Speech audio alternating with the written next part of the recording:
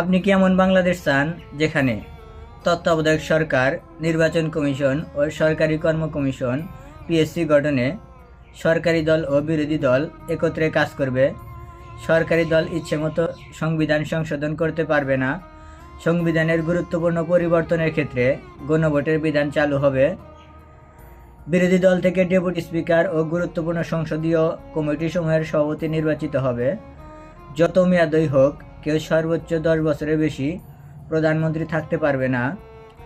সংসদে নারীর প্রতিনিধিত্ব পর্যায়ক্রমে বাড়বে। ক্ষমতার ভারসাম্য প্রতিষ্ঠার জন্য পার্লামেন্টে একটি উচ্চ কক্ষ গঠিত হবে।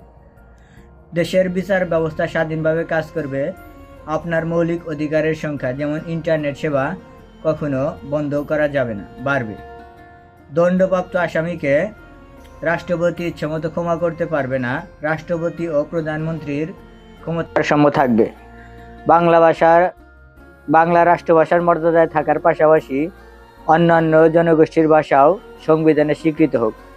যদি এমন বাংলাদেশ চান তাহলে হা ভোট দিবেন, আর যদি এমন বাংলাদেশ না চান তাহলে আপনারা কি করবেন কমেন্ট বক্সে জানিয়ে যাবেন।